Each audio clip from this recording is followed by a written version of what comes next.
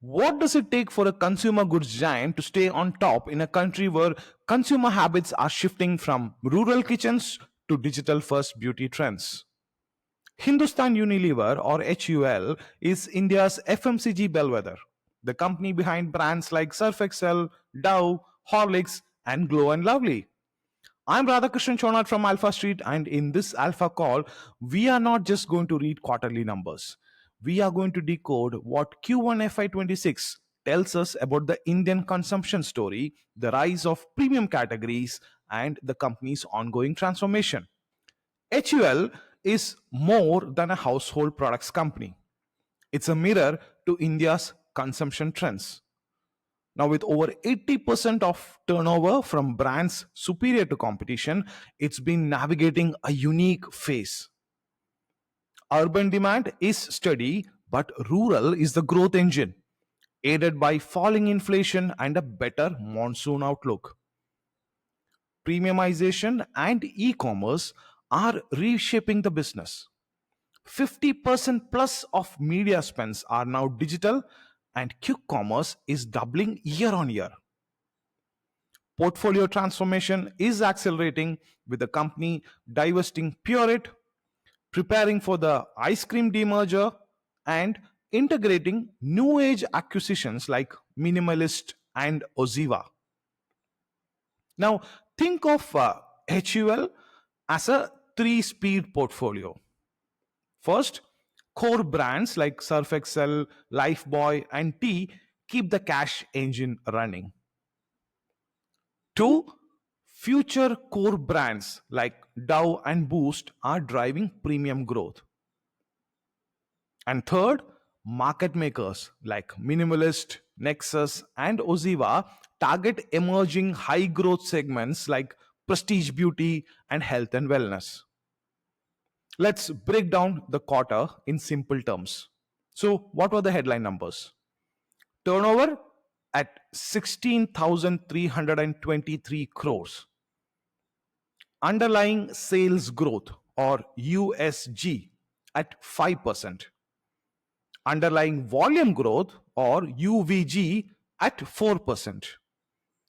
EBITDA margin came in at 22.8%, which is down about 130 basis points year over year due to reinvestments.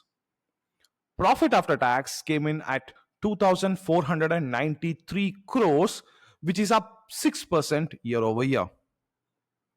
So, why margins dipped? HUL, interestingly, deliberately priced some products like tea and home care at replacement cost rather than full consumption cost to stay competitive in price sensitive segments. In other words, they chose volume led growth and market share over short term margin maximization.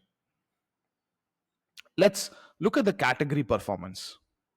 Home care, high single digit volume growth, and liquids like Vim and Surf Excel continue to outperform. Beauty and well-being, 7% USG led by double-digit growth in Dove, Pond's and market maker brands. Personal care, 6% growth with body wash and premium cleansing driving recovery. Lifebuoy remains a work in progress. Foods and refreshments, 5% USG supported by tea and coffee. Horlicks still in turnaround mode over there, but Boost saw mid single digit growth. And ice cream, yep, high single digit volume growth despite early monsoon impact. I'll give you some historical context here. This is the fifth consecutive quarter of volume led recovery, a reversal from the muted growth during the inflation cycle of FY23-24.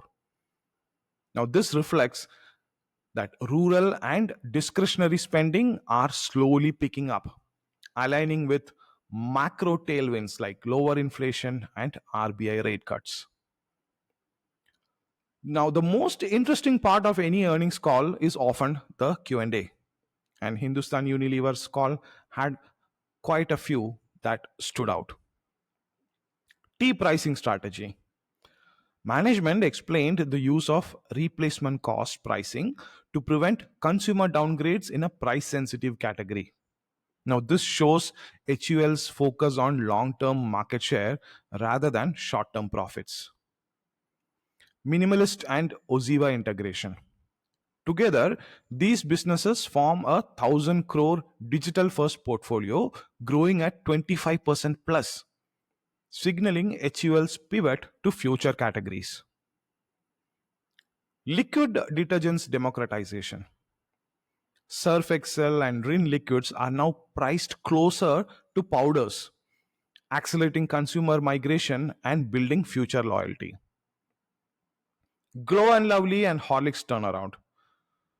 Sequential improvements are visible, but full recovery will definitely take a few more quarters. And from a broader lens, HUL is basically future proofing its portfolio by focusing on premium, digital, and wellness categories while maintaining its stronghold in core FMCG segments. So, what are the risks? Execution on brand turnarounds like Lifebuoy and Horlicks. We need to see how that comes out. Regulatory and competitive pressure in mass segments, and commodity volatility, though currently it's favorable. In terms of opportunities, the rural recovery and fiscal tailwinds, the premiumization and e-commerce acceleration, and of course, the ice cream demerger unlocking shareholder value in the future. But the big takeaway, HUL's Q1 FY26 story is all about volume led growth, strategic reinvestment, and portfolio future proofing. It's a quarter that balances defending the core with betting on the future. And that's a wrap on this alpha call. What do you think about HUL's shift towards premium and digital first categories? Do you see rural demand as a real inflection point for FMCG recovery? Do share your thoughts in comments, and we would love to feature audience insights in future episodes. I'm Radhakrishnan Chonat from Alpha Street, and as a disclaimer, this analysis is for information purposes only and is not a stock recommendation. Alpha Street is independent and not affiliated with or sponsored by the companies mentioned.